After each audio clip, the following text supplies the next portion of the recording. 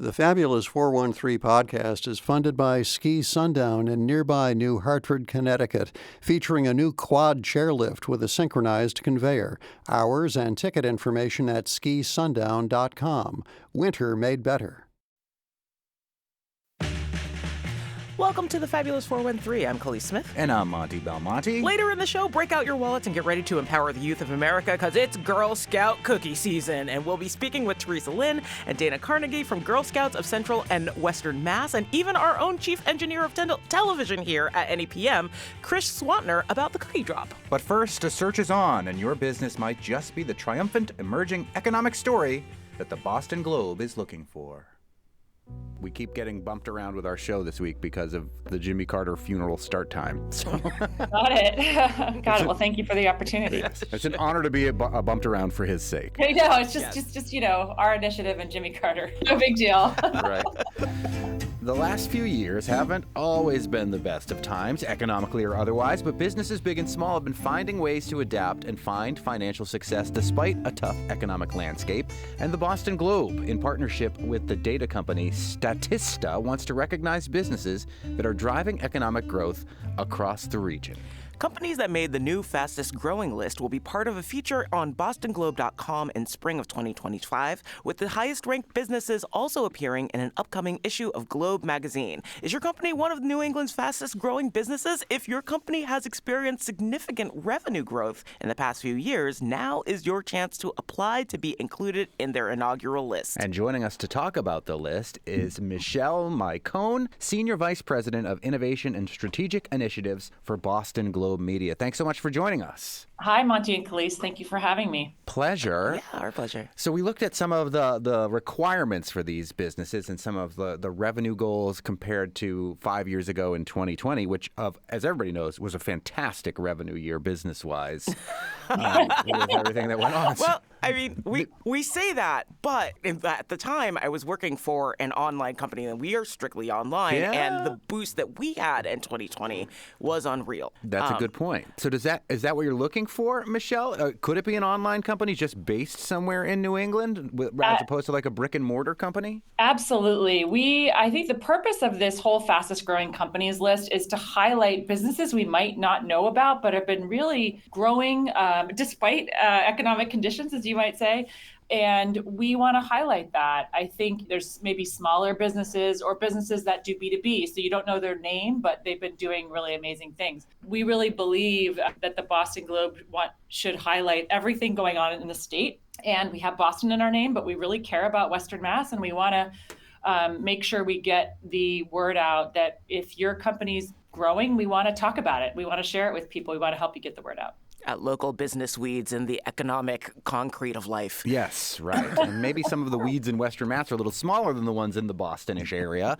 That's okay. It's about growth rate, not necessarily about the size of the business once they've met the threshold. Although there are some actual financial thresholds. Revenue of at least $100,000 generated in 2020, revenue of at least $1.5 million generated in 2023, independent, not a subsidiary or branch or another company, and headquartered here in one of the 6 New England states. Also, it talks about revenue growth between 2020 and 2023 must be primarily organic. Now, we talked to a lot of farmers, so I'm assuming it doesn't mean organic in that sense. It does not mean that. If your company grew because you got acquired and a lot of cash got infused from an outside entity, we're not necessarily looking for that. We're looking for the growth stories, the people that have really rolled up their sleeves and made things happen in the past few years. We want to tell those stories. Have you looked at the applications that have come in so far before I go into my next question? We have a broad, we have different industries, we have different sizes, so we have a broad array so far. I can tell you directionally, we don't have as many companies outside of the kind of Boston metro area that I'd like, so which is why we're talking to you. We want to make sure everyone in Massachusetts knows they can submit an application. And it's all free. The application's free. It really doesn't take too long. In that case, I am curious about the spread of industries that you've seen so far for this. Have there been certain sectors that there are a lot of applicants for and others where you're not seeing as much? It's such a good question, Khalees. I can't say quite yet because our application deadline hasn't closed. So we have some in process. It's really kind of hard to analyze that. But I think it's fair to say what we do want is this is a growth story, not an industry story. So we want to see, it would be great to get some surprise industries in there. And as you mentioned, Monty, if there's farmers that want to say, like, we'd love to have the broadest array that really represents what this state is so wonderful. I feel like that revenue of at least 1.5 million generated in 2023 might kind of sink any hopes for most of the agricultural applicants. Fair enough. Well, there are some big farms out here, and I mean, but 2023 is the question. Yeah, that's like, true. That's why I'm saying that the giant floods were a maybe a little bit summer. of a tank for that. Right. And when you're talking about that revenue generated $1.5 million, which sounds like a lot if you're, that's your salary, but not necessarily if you're a business. And that's the gross that we're talking about here, not necessarily the net, or does it matter? Correct. Yes. Okay. Really, just this is about top line numbers. It's not a super detailed application. We're really looking for, did your revenue go from X to Y? Have you experiencing high growth? And it's a pretty simple story. If you're growing, we want to hear about it. What is it that made the Boston Globe want to do this in this sort of fashion, as opposed to just, hearing through the grapevine, as we often do, about cool businesses and things that are popping up around our area and just highlighting them that way? Why have it be through this application process through the Boston Globe? Well, we're on a mission to always grow our business coverage and tell stories of businesses big and small. And so we felt like this list was a more broad way to do it, if you will, because anybody can apply that meets the criteria. It's free to apply. You just go to globe.com/fastest. And there's an application there. And a list is a really easy thing for a reader to digest or search for different companies in different sectors. So we wanted to try this format to see if we could get more companies involved and get more readers involved. And it's really just a great way to get an overview of what our region has to offer. So far, we've had kind of the certainly tech, some sectors we know that are strong in Boston. I'd love to have some surprises. So there's no surprises yet. So let's surprise them. That's right. From what I've seen, I'm not going to say there won't be any, but yeah, not yet. Are you just setting yourself up for a Radiohead clip? Yeah, maybe.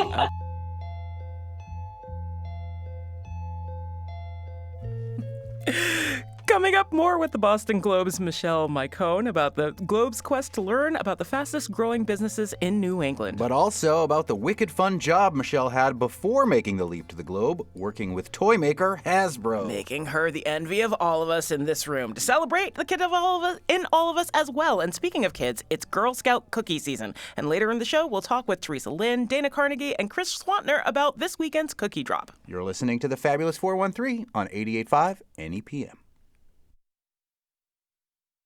We're speaking with Michelle Micone, who's the Senior Vice President of Innovation and Strategic Initiatives for Boston Globe Media. It's part of this New England's fastest growing companies 2025. It's not like a contest, but in some ways it is. You're applying to be part of this feature in the Boston Globe. The deadline to apply is January 15th. Michelle, you used to work at Hasbro. So, I did, yeah. What's it like working with so many toys? Because that feels like living the dream. Yep. And then how does your work at such a large company affect this shift to looking for folks that are smaller but growing? It's such an interesting question. I think it was definitely a shift to go to a smaller company. It really made me very focused on Rhode Island. Actually, I lead some Rhode Island initiatives for the Boston Globe to reach readers down there. So it definitely made me understand Rhode Island as I moved closer to Boston. Because if you don't know, Hasbro is headquartered in Rhode Island, which as a kid growing up between Providence and Boston was always the coolest to know that my toys were being made right down the street. Yes, and working in toys is an amazing, amazing job. I respect those all that do it. It's a much harder job than it looks, as you can imagine, but really fun at the end of the day, bringing joy to kids. So, but I do think it's at Boston Globe Media, it's fun to work in a smaller business to be able to do innovative projects like fastest growing and kind of just start it from the ground up. I think that's the joy of working in a smaller company because we can make things happen fast. So, not to harp too much on the Hasbro thing, but I mean, Khalees and I are both interested. Is there a product or a toy that you helped to oversee in your tenure for 17 years at Hasbro that you're particularly proud of? I had the joy to work on two of their biggest franchises, Transformers and My Little Pony. So I was part of the team that brought Transformers to the big screen. There was many people. Calling all Autobots. That was insane. It was awesome, but it was insane. To, take it out of the toy and get it to the big screen, of course, in conjunction with all the creators in Hollywood. So that was really proud. And to really just grow My Little Pony. I grew up with My Little Pony. I was obsessed with it. And to bring that to a new generation of kids and adult collectors, believe it or not. Yeah. Bronies. Yeah, fun. For sure. The relaunch of My Little Pony is one of the coolest things that has happened. For an older franchise like that, the new stuff is really, really good. It's better than the older stuff. Oh, totally. Take a letter. Dear Princess Celestia. Bum, bum, sugar lump, rum. Blank, blank. And believe it or not, when I worked on Transformers, I got interviewed by John Chesto at the Boston Globe, which was a highlight of my career. And so maybe I was destined to end up here. Toys was a blast. I mean, how can it not be? Even when you're just children are fickle, and it's so hard. So when it succeeds, it's just amazing, and you just make me surrounded by it. It really is a hit or miss business. Yes. Yeah. My nephew, who lives in North Attleboro, used to be able to go there as a little kid and test toys, which was amazing. And then my childhood best friend's older sister, it still works there, I think, as a designer of toys and stuff. So yeah, it's pretty cool. Yeah, they still have that. And my daughter was on she's 18, but she was a little kid. She was on one of the toy packages. All the employees do a lot of that stuff, and the local residents do a lot of that stuff. It's cool. Yeah, it is cool. I also used to work at Bandai, this Japanese toy company. Oh yeah, no, I know Bandai. Power Rangers was my baby. Totally. I still sometimes stream the Power Rangers on the Roku channel, the 24-hour Power Rangers television show. That is hilarious. There's so Why many does that of them. exist? That's so funny. Because there's so much awesome. of it. Yeah. There's I know. 7 different iterations of the Power Rangers. Yeah. And then they had that one movie where they tried to make them all meet up. Why do I know this? Now I have much more serious conversations in the news business, as you can imagine. Yeah, That was I bet. Oh, well. Throw a little curveball every once in a while. Keep people on their toes. Yeah. Yes. We did start up games for Boston Globe. That was a part of my past that I brought here. Oh, that's awesome. Yeah. You also worked for the NFL and expanded their brands, especially into sort of the women's line of NFL branded clothing. Is that true? Yeah.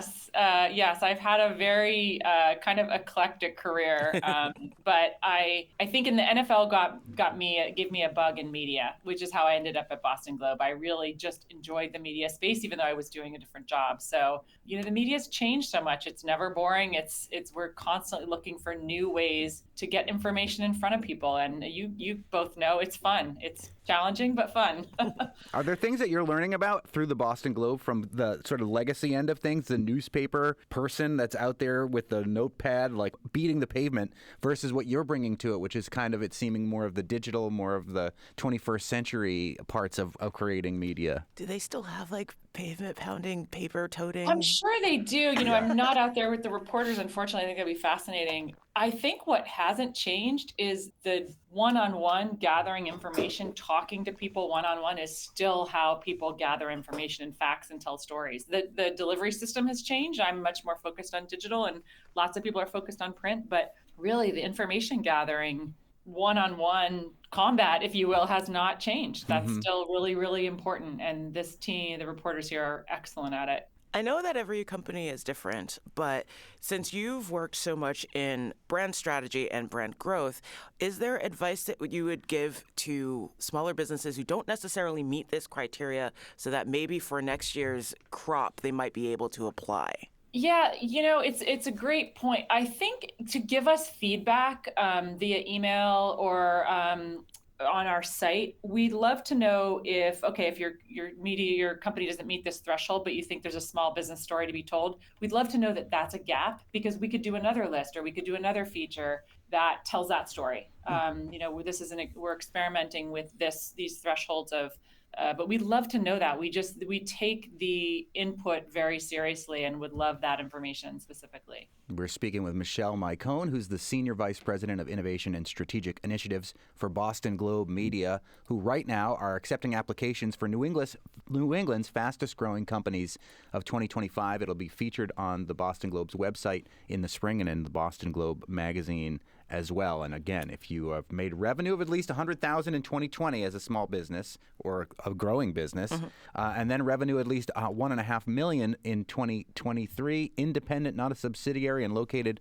for our sake, here in the fabulous 413, but anywhere in the 6 New England states, you can go online to the Boston Globe's website and apply for this through January 15th. But in no small part, we're doing this because we'd like to see somebody from Western Mass in there. That would be Yeah. awesome. Yes, Come on. absolutely. Come on, y'all. You can do it. We Go believe in Western you. Mass. Let's do it. Don't be shy to apply. It's not a long application. It just takes a few minutes. Go to globe.com/fastest. You know, we just want to hear your story. So we promise it won't take too long, and it's good to get extra promotion for your business and your story. This is a neat initiative to try and sort of bolster and encourage economic growth and recognize what's already happening. Maybe create some networking there as well. But what are some other things that the Globe is trying to do to encourage that sort of growth, either economically or culturally, here in Western Mass? I think it's about storytelling, and this is about expanding our business. And a couple of years ago, we added more reporters to the tech beat, and that's not just limited to Boston. That's all over Massachusetts. And so adding reporters and being able to tell those stories gives us an opportunity to go broader.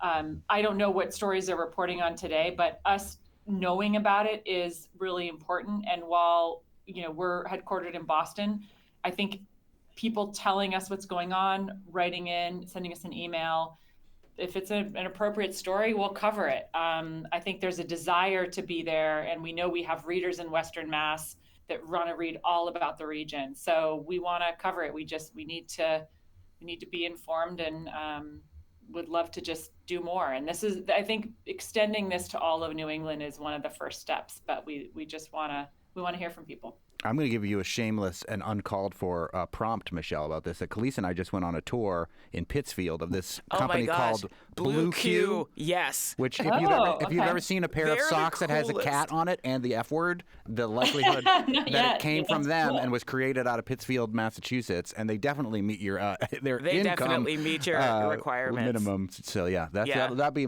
We can't apply for them, but that's my plug for you and for us in Western Mass. What a cool Well, company. thank you. I will look them up. And as we're learning about companies, we're also just sending them an email inviting them to apply. So I'll do that. Excellent. And if nothing else, you'll probably find really neat gifts for the cool people in your life. Absolutely. Yeah, especially if Thanks they for the love tip. swears and cats. Yeah. And you've stayed mostly in Rhode Island. Have you had a chance to come out to Western Mass and hang out at all? Yeah, it's been a few years, but yeah, I'm due for a visit. But yes. Well, Maybe not in the winter. yeah. Yeah, right. I'll wait till April or May. Well, you've got till January 15th to apply for this New England's fastest growing companies of 2025 through the Boston Globe, and they'll feature some of these companies in the spring. Michelle Mycone, the Senior Vice President of Innovation and Strategic Initiatives for Boston Globe Media. We'll put a link up to where to apply. Google Boston Globe and New England's fastest growing companies, and I'm sure you'll be able to find it. Thanks so much for joining us today, Michelle. Thank you so much for having me. Our pleasure. If you think your business is what the Globe is looking for, you can apply for free at globe.com/fastest, and we'll have that link in the show notes for today's podcast. Now that we're done geeking out about toys, it's time to geek out about how awesome the Girl Scouts are. Especially their cookies. We'll talk with some of the organization's local administrators about the opening of Girl Scout cookie season and the cookie drop happening this weekend. You're listening to the Fabulous 413 on 88.5 NEPM. The Fabulous 413 podcast is funded by Window World of Western Mass, a local family business with experienced craftsmen offering skylights, siding, gutters, and doors. windowworldofwesternma.com.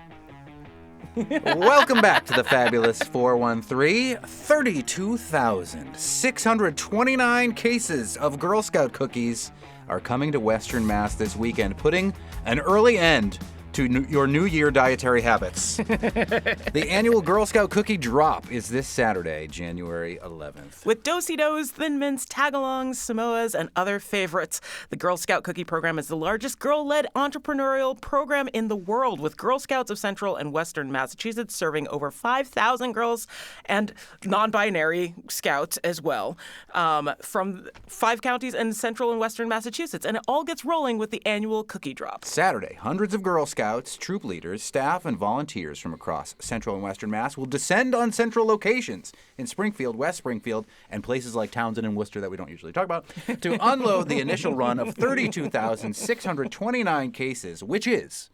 391,548 packages of Girl Scout cookies to bring back home and to sell. It's a fun and exciting time for everyone involved, especially if you're on the receiving end of the Girl Scout cookies. We are joined by Theresa Lynn, the CEO of the Girl Scouts of Central and Western Mass, and by Dana Carnegie, their communications director. We are also joined by our friend, Chris Schwantner, who is NEPM's own chief engineer of television, but who is on the board of Girl Scouts of Central and Western Mass, which is super fun. Thank you all for joining us here. And you have brought the rainbow of Girl Scout cookies. Dana, you have arranged them in rainbow fashion. I have indeed. I learned this from a Girl Scout whose booth I attended last year, approached, and there they were, all in rainbow. I said, this is perfect. I'm taking it if you don't mind. She said, please do. Yeah, and they do have one for pretty much every color of the rainbow, Just right? about. Yellow, green, blue, purple. Yeah, there we go. Yeah. And then there's an extra blue, a brown, and a beige.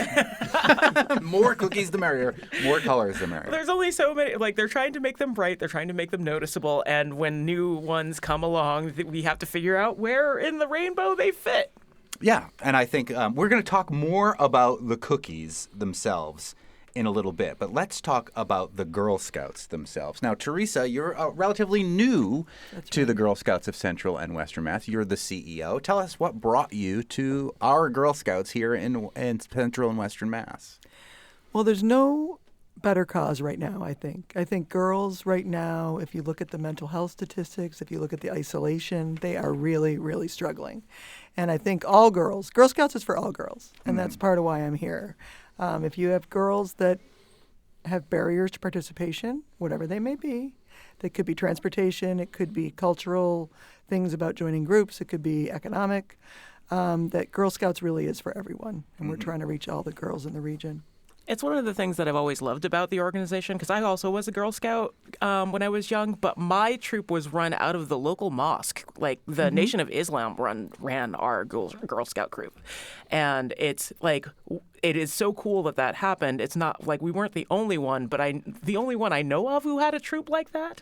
So, and I was the only non-Muslim Girl Scout in my troop when I was growing up. So, like, they've always been really welcoming, like, with the progressive changes that they've made over the year for who can be accepted and when they can be accepted has always been really innovative and really important, I think, as well. They've always led the charge.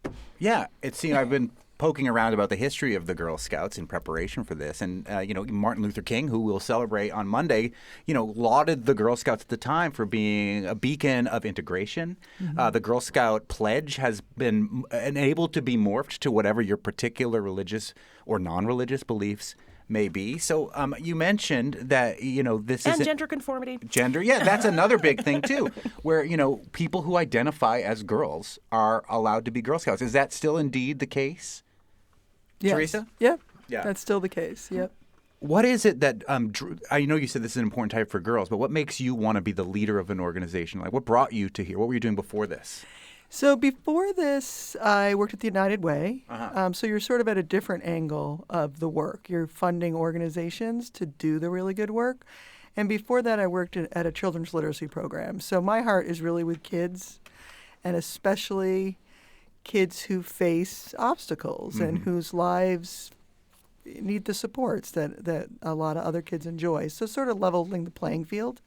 But it's kind of changed when I got here. Now the things that really I get jazzed up about are the outdoor exploration, the things like the cookie program, which helps girls develop so many skills. And when I meet all sorts of women, as I'm sure you do, who tell me how many cookies they sold and how they were the top seller and this and that, and it's no surprise they have the jobs they have now. So there are things that I see that are super meaningful that weren't exactly what I expected. And I think the opportunities in the STEM careers is really huge. It's huge to give the girls that kind of exposure so young. And that's been a newish development with the Girl Scouts of America, right? The idea that incorporating more STEM into what's been going on here, because you look at the statistics of how so many girls and women are excluded from STEM education, or not looked upon as somebody who would be interested in this. But the Girl Scouts again have led the charge and said, no, we want them to be involved in STEM. How is that making its way into the Girl Scouts of Central and Western Mass? How do we see that in our Girl Scouting here? What we really need to do, and this isn't my idea, this was told to me by people in the field, is we need to get to girls really young, because you just hit on it, Monty. The girls start deciding they don't belong in STEM at a certain age. So if we get them at Daisies and Brownies and a little older, interested in science and technology and outdoor exploration, engineering, math, maybe we can get them to stay with it. So that's what we're really focused on, is start young. But I don't want to give you the impression that you have to start young. We welcome Girl Scouts at any age, and especially girls who maybe are, early high school, and they thought they were going to make the soccer team and they didn't, or they decided piano wasn't their thing or whatever. Girl Scouts is still a big option for them. So we welcome girls at any age. That's Theresa Lynn, who's the CEO of Girl Scouts of Central and Western Mass. We're also joined by Dana Carnegie, who is the communications director of the Girl Scouts, who has arrayed the Girl Scout cookies that we will talk about eventually in rainbow fashion in front of us. We're going to do a little cookie tasting, and we'll decide which is our favorite cookies, maybe in the moment, as opposed to our preconceived notions about what the best cookies are. I mean, my opinion's not going to change, but we can try. I'm open to change. I don't even know if you've had them all. I don't think I have. Toffee-tastic? I've never even heard of that one before. Yeah, the gluten-free one that came out a few years ago. Again, cool. Girl Scout, leading the charge. Girl Scouts staying ahead of the curve constantly. Yeah, now we need a protein-based, all-protein Girl Scout cookie, and then that'll be what I would eat. I don't know about that. Dana, what has brought you? You've been with the organization for a while now. I have. I've been with the organization a very long time, and I am really proud to be a part of the Girl Scouts. I really admire the things that you have pointed out that the organization does for girls. I know that when I first got a job with the Girl Scouts, I hadn't thought about my experience. I was a Girl Scout till 6th grade, and then it was not cool to be a Girl Scout, and out I went. And the reality is now that I see what older girls do, I realize the opportunities get cooler. The growth, it grows with them. So the longer they stay in, the more the opportunity, the more the rubbing elbows with access to really interesting experiences just grows with them. And I think it's really empowering for them. What are some of the changes that you've seen locally, like with our specific troops nearby, as in your tenure as being a part of the organization administrative-wise? I see Girl Scouts funding their own experiences, which I know we're going to talk about the program later, but I can't really kind of get away from that just because there's a lot of really cool opportunities where kids are raising funds, but only in this one do they get to decide what they're going to do with their proceeds. And so they're looking, at programs that are offered. We have a whole program guide that they can look at the start of the Girl Scout year and decide what they want to do and how much that costs and how many cookies they're going to need to sell to do that. And so they go out and run their own business to make that happen for them. But then when they get out there, they're experiencing these things. They decide as a troop usually, maybe vote on something, what they want to do, whether it's go to the Dude Ranch or the water park, and we have girls. Where is the Dude Ranch? Oh, they go to New York. Okay. They go. There's all kinds of really cool things. There's camps all over. Yeah. Interesting. They go hiking with llamas. And then there are the troops that aren't into the outdoor thing, but then they'll vote on something else and they'll do, they'll switch gears and maybe they're doing something more artsy and going to museums, sleeping over, with the whales, the belugas at the Mystic Aquarium. I think the beautiful thing about being a Girl Scout is that it really opens the opportunity of what you can do. There's so many things that you can experience as a Girl Scout. And travel, huge one. As they get older, they're saving money to travel. We have a group going to Puerto Rico over April break. And that's for Girl Scouts where we lowered the age to 12, and you don't need a passport, hoping to get the people with a travel bug who maybe are intimidated with the overseas thing. Come on, let's just try Puerto Rico for 5 days over the April break. And then later, we're going in the summer to Costa Rica with Girl Scouts. And then next year, 2026, we'll see trips to Japan and to Greece. Wow. Oh. And is that funded by Girl Scout cookie money, too? A lot of the proceeds, yes. Girls can decide, and they can then save their proceeds year after year. You know, so we set trips. We have trips out now to 2028. And so that they can set their sights on it and then say, yeah, so starting now, 2025, 26, I'm going to save this money and I'm going to go on that trip. That is Dana Carnegie, who's the communications director of the Girl Scouts of Central and Western Mass. We are also joined in the studio by NEPM's own Chris Schwantner, who is always here, one of the first people I see every morning when I walk in. Helps tape all of our live music Fridays. One of the last people I see on the way out the door. But as of August, I believe, a new board member for the Girl Scouts of Central and Western Mass? Actually, a returning board member. I've been with the Girl Scouts for about 20 years now. Wow.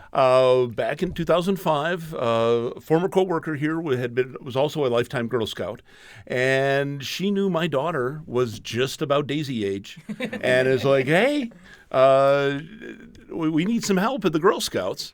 And she was the one always looking for new board members. And how would you like to be a board member? And I really wanted to support my daughter in what she's doing, but they had plenty of volunteers already on the troop. And I'm like, hey, this is the way I can help. Mm-hmm. And I joined the board of the Girl Scouts of Western Mass, which is the former council. And in the meantime, we've merged the three councils of all of Western Massachusetts.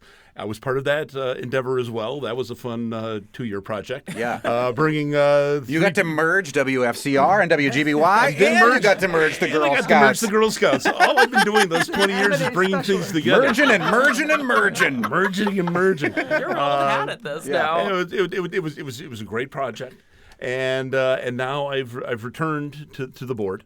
To support the council any way I can, mm-hmm. and for me it's terrific. Yeah, I have a good time. I'm also part of the property committee, so we're keeping an eye on all the camps and all the other properties that we have, and we have properties all over Western Mass, from Camp Bonnie Bray, which is an amazing camp out in Otis. Mm-hmm. That to something as small as we have Lewis Perkins in South Hadley. Which is perfect size camp. It's a much smaller property, but it's perfect for the daisies and brownies to come just get a taste of camping without really having to camp. Yeah, that's my style. It's not an overnight facility where Brownie Bray is an overnight camp. Yeah, you can just go to see. Oh, these are what little cabins look like, and this is what is, and just get everybody into those and into how that works. About that progression, right? About growing with the girl. So Yeah. you start at something small, flush toilets, don't be intimidated. In a cabin, to all the way where you grow out to you're building your own snow shelter and camping in the winter in a Dear God in heaven. Igloo. It's fun. I want to sleep with beluga whales inside an aquarium. And my daughter actually did the Mystic Aquarium with the beluga whales as one of their activities in with her troop. Yeah. And she did Girl Scouts from daisies all the way to ambassador level. When she then went to college and all, and she's 26 now, and she is a lifetime member. One of the things they used some of their money was to make sure everybody was a lifetime member in their troop, so they'll be Girl Scouts forever. How does that work, and what does that mean to be a Girl Scout forever? It's part of it is simply paying your dues. Okay. And there's a due number. There's a number I don't even know what the number is anymore. It doesn't really matter. That you pay that, but you are then basically a lifetime member. And even though once a Girl Scout, always a Girl Scout. Chris, even for myself as a card-carrying member of the Girl Scouts, which is interesting because correct me if I'm wrong. I don't think you identify as a girl. I do not. I do not. I identify as a big supporter. Yeah. And that is important too. And it is good to have men also being part of this to support the entire council and the entire movement to help girls and to help my daughter and move along with this. And it is very important to her. And she really thrived in all the programs, from the cookies to camp to all of it. It really helped her tremendously. Kindergarten and first grade were a little tough sometimes with tears and things. Yeah.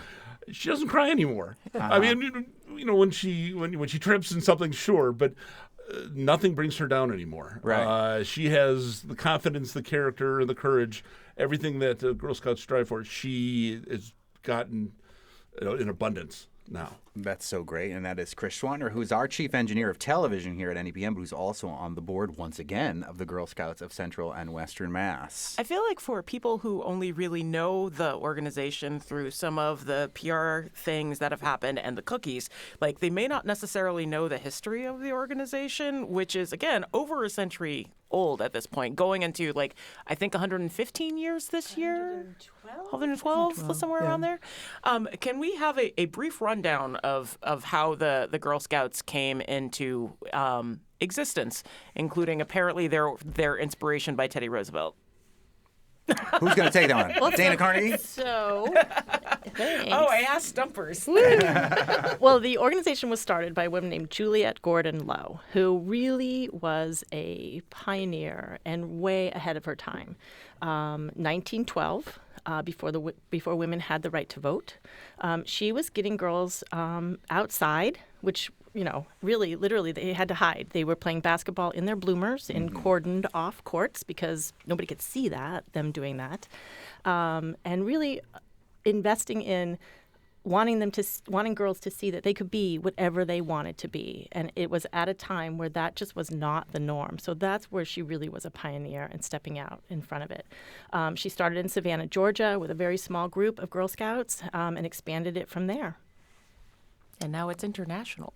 And now it's everywhere. Yeah. And there are about 5,000 Girl Scouts that the Girl Scouts of Central and Western Mass are working with? 6,000. 6,000. Okay. Yeah. So where predominantly, are there big pockets in Western Mass where there are a bunch of Girl Scouts, so different towns where there's a particularly thriving troop? Let's see. West Springfield. So those were... those were some of the communities that sold a lot of the cookies. But there are, in the communities, there are a lot of different, at the troop level. So volunteers, we're fairly considerably small staff, but we have almost 3,000 volunteers that work on behalf of the girls. So our job is to support the volunteers. These volunteers are doing amazing work supporting the Girl Scouts in 186 communities in Central and Western Massachusetts. So there are many towns who have Girl Scouts. What's the Girl Scouts' relationship with the Boy Scouts? Or is there a relationship with the Boy Scouts? Or just two totally, absolutely different organizations that sound like they have the same name? That latter bit. Two totally separate organizations. The Boy Scouts are, actually, I don't know what their name is. They've changed a few times now. It used to be of America. I'm not sure what it is now. We are the Girl Scouts of the USA, Girl Scouts of the United States of America. Yeah, and so it is a separate organization. And there's no crossover even on the local level between Boy Scout troops and Girl Scout troops? Nope. There isn't, although I did have a really fabulous older girl troop who loved doing crashing a Boy Scout event. It had to do with swimming and canoeing, and they just felt like they could kick butt. So exactly what they said. Yes. It was similar to that. And they would show up at that event and love to rock it. Yep. One of the things that, I have a niece who is a Girl Scout right now and selling Girl Scout cookies right now in the eastern part of the state. But I had another niece who was more interested in what the Boy Scouts were doing, building things and the kind of things as opposed to what the Girl Scouts were doing. Has the Girl Scouts organization, or at least the Girl Scouts of Central and Western Mass, morphed some of those things that may have been appealing to a certain type of girl that they would have gotten from the Boy Scouts, even though they're not allowed to be participating? They have to go crash their event if they want to be part of it. We didn't have to do that. We've always had that. We've always had that for Girl Scouts. They've always been able to, whatever they show an interest in, been able to explore. The outdoors is huge. Girl Scouts have been... the outdoor experience is just kind of a foundation of the Girl Scout program. And I would say, there's, for the building stuff, it always is a matter of interest of the people in the troop. So if the other people in the troop, if you were kind of democratically shot down in your interest, there's probably another troop that's doing it nearby, or Yes. it can be found. Precisely. Like those, like if you're not quite getting what you need from your troop, there's a wider array of space to find the thing that you're interested in. Especially now, it might not have been as possible when when we were younger, just because of the fact that the internet is a great help and resource. True. But I feel like that definitely was true then. It just wasn't quite as accessible. I think there's also really innovation from Girl Scout leaders. I'm thinking of a leader in particular who was in Hadley, who her girls came to her and said, we see the Boy Scouts shooting guns and we want to do that. And so she said, oh, okay. But it wasn't just now I'm going to go out, to the shooting range and do it. She kind of built a whole badge around it where you are going to work with, she found a woman police officer talking about different gun laws and learning, then did actually, it culminated with going to a range and learning how to shoot weapons, but talk to a judge. It was part of the program. And what are some of the gun laws and things that people are, it's all built around it, all because they came and said, they had that interest. Right. So, but we have not so much shooting programs, but we've got really fun archery programs at all of our camps. We have new hatchet throwing lanes and axe throwing, and I like that. And when I was my last year as a Girl Scout, they were just starting to get the computing badges, which I was super into, and definitely would have done if I had been able to stay in the organization.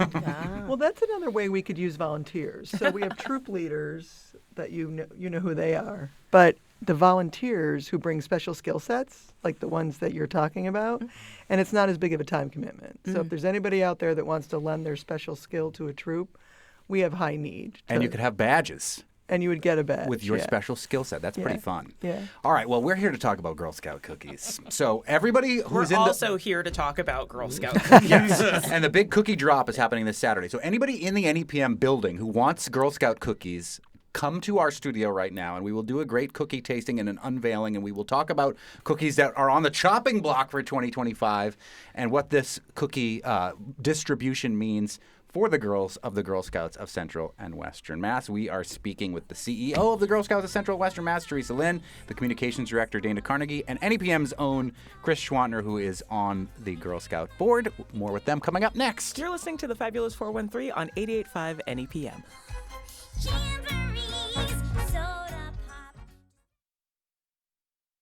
The Fabulous 413 podcast is funded by UMass Amherst School of Public Policy, offering graduate programs in public affairs, public policy and administration, data analytics, and computational social science. umass.edu/SPP. The Fabulous 413 podcast is funded by Northeast Solar, offering solar options, energy security, and solutions for the local community. Learn more at northeast-solar.com.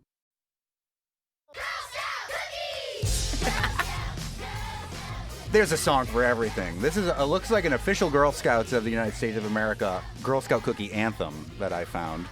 And that's what we're here to do. It's a great cookie drop happening this Saturday in Springfield and West Springfield and in other locations throughout Central and Western Mass. And we're here with the CEO of the Girl Scouts of Central and Western Mass, Theresa Lynn, the Communications Director, Dana Carnegie, and NEPM's own Chief Engineer of Television, Chris Schwantner, who is on the board of the Girl Scouts of Central and Western Mass. There's going to be thousands and thousands of cases delivered, and we're going to open them all up on the radio right now. We are. All right, Felice, what are you opening up? I'm opening up s'mores, which are leaving this year. Well. That's correct. So if you're into the s'mores, the graham cracker, marshmallow, and chocolate cookie that came out not that long ago, I don't think. I think it's only been around for maybe 10 years. Yeah, maybe. Right. I think it was 16 or 17. I saw both. So Yeah. 2016, So now, 2017. I love Samoas, and then there's s'mores. And I thought that maybe because of the island of Samoa, Girl Scouts decided they were going to change Samoas to s'mores. Yeah, which is but it's not true. No, as opposed to if you found a box of Caramel Delights, which are Samoas, sort of. There used to be a pile of different bakeries for the Girl Scouts in the 40s and 50s. They at one point had almost 30 bakeries baking for them, but it's since been reduced down and down and down. So now there's only 2. And in Western Mass and in the good parts of the country, we have, because I got some favorites, y'all, they do not taste the same. Which is weird. They don't. Well, Yeah. there's two different bakers. Yeah, so. 2 different bakers. Yeah. There's ABC Bakery, which we don't have, and then Little Brownie Bakers. Bakery, which we do. And they're the best one? They're the better one. Where are they located? Kentucky? I think so, yeah. All right. Well, imagine if you got like E.L. Fudge Keebler cookie elves and they didn't taste good because you were in Kentucky or something. I don't know. Anyway, I opened. This is your favorite one, right, Khalees? Yeah, these like Tagalongs. Crispy cookies layered with peanut butter and covered with a chocolatey coating. I have definitely had these. Yes. But I don't often think of them as my favorite. I love them, but I'm into peanut butter. Oh, so. yeah. I love the so the tagalongs are the chocolate cookie with peanut butter. Yes. And one of my favorites is the do-si-dos, which is just like a peanut butter sandwich cookie. Yes. Okay. That is one of my favorites. Am I double fisting cookies in the studio to eat on air? Yes. I'm here to tell you she is. Yeah. Betsy Langto, who's in the other room pushing buttons. If you wanted to have cookies before you have to push the buttons again before the end of the show, now would be the time to do it. And you can come in here and do that. But Chris Schwantner, who's on the board, do you have a favorite? The Tagalongs. The Tagalongs have always been my favorite. Really?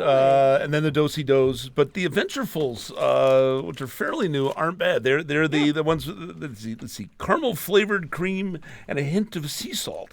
They're really good. They're really good. They're really good. What are these Betsy, called? What can I hand you? Adventurefuls. Adventurefuls. Here, try Yeah. an Adventureful. The only cookie that Betsy has had before are Thin Mints. Which are fabulous. I never really knew about Girl Scouts growing up. So yeah, Adventurefuls definitely try here. Try Adventurefuls came out in Samoa. 2022, I have just learned. Yeah. And Samoas and Toast Yay, which are French toast inspired, are going to be leaving in 2025.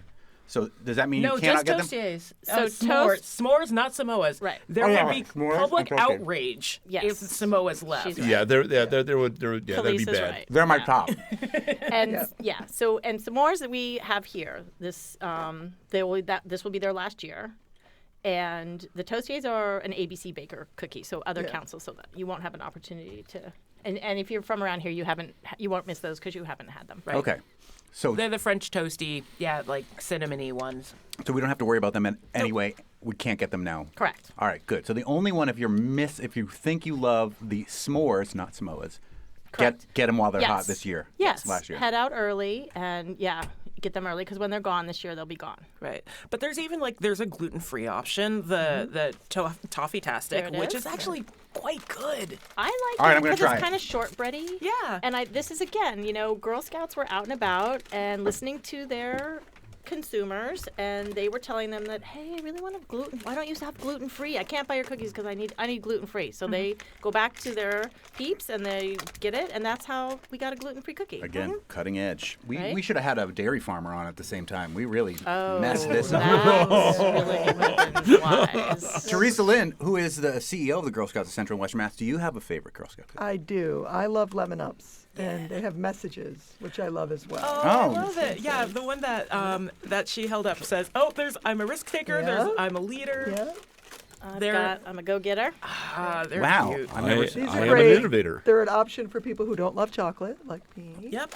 But I want to get back to the gluten-free because I had people tell me over Thanksgiving that they made cheesecake crust out of these, and it was fantastic. I can So totally see how that would be if amazing. you have a gluten-free person in your family who demands gluten-free desserts, this would be perfect. So, We've danced around the issue about the entrepreneurial spirit of what this means for Girl Scouts. Can you talk about the impact of that, or any anecdotes you have about how getting out there and learning how to sell is part of the appeal of the Girl Scout cookie tradition? It's selling, but it's a lot more than that. I mean, when you run your own business, you have to do the marketing, the budgeting, the decisions on supply and demand. They have to scout out their locations, which that's leveraging Pun intended. relationships. Yeah, that's really trying to figure out where they can sell the most. There was a big cookie rally in Pittsfield last Friday night, and I met girls who were as young as daisies and brownies who are mapping out their whole cookie season and decorating their booths, what they're going to say to people. They practice. Like if you came up and you said, I don't eat cookies, they're ready. They're ready for you. So there's a lot that goes into it beyond just straight sales skills, which are always good, let's face it. Yeah. Chris, you said you have a daughter who's a lifelong Girl Scout, who's a grown-up now. What did the cookie season mean to her, and what has it meant to her as a grown-up? Well, it was very important because this is where they made their funds for what they were doing for the rest of the year. So to pay for that beluga whale overnight experience, the cookies are what paid for that, and being able to go to camp and everything else. And so it was very important. And it is a program. This isn't just a fundraiser. This is a program so that the girls can learn all different aspects of how selling and marketing and all of that works. And she takes it, and she took those lessons to now as an adult, just of how to and basic interacting with people. Yeah. Because when you're selling, and it's a face-to-face deal in most cases, and you have to know how to do that and be brave enough to do it, and that helps. Yeah. Speaking of that, how has online sales changed the face of the Girl Scout cookie season now that we can also buy them online? Right. So that's also keeping up with the times and working at the speed of girls. It's a digital world that we live in, and so that went digital as well. And so Girl Scouts will set up a website that they have. If you know a Girl Scout, you can ask her, for access to her site and purchase cookies from her that way. And they have to build the sites themselves, or the troop as a whole builds the site? Yeah, individual girls will go. Wow. Yep, So you can learn how to web develop while you're selling Girl Scout cookies now. Right. Welcome to the future. I mean, that's a badge too. So Well, it's amazing. The big cookie drop is happening this Saturday in locations across Central and Western Mass. Monty, what was your favorite so far? I mean, I didn't even have my regular favorites, which are Samoa and Thin Mint. I have decided to broaden my horizons. I tasted your Tagalog, which I love, but I love the salted one that you had there, Chris. Yes. What is that one? The That's Adventureful. the Adventureful. Adventureful may be my new favorite. And I'm going to have to they're good. hit They're up really super my good. niece to buy bunches of boxes. We have been joined by NEPM's own Chris Schwantner, who is on the board of the Girl Scouts of Central and Western Mass, as well as the new CEO, Theresa Lynn Dana Carnegie, the communications director. Thank you so much for bringing all these cookies. My throat is dry with all the cookies I've eaten in such a short span. It's not going to get better. And we're going to have cows on the show tomorrow, but not dairy cows. We're going to have Texas Longhorn beef cattle from Granby as we take a tour with Charlotte Cody of Cody Cattle Farm. And word nerd Emily Brewster brings us on an etymological journey through the many forms of the word smite, which you may become newly smitten with. I'm Monty Belmonte. I'm Khalees Smith. We'll talk to you tomorrow if the cookies don't kill us first on the Fabulous 4013. Because I'm going to eat all these cookies. All of them.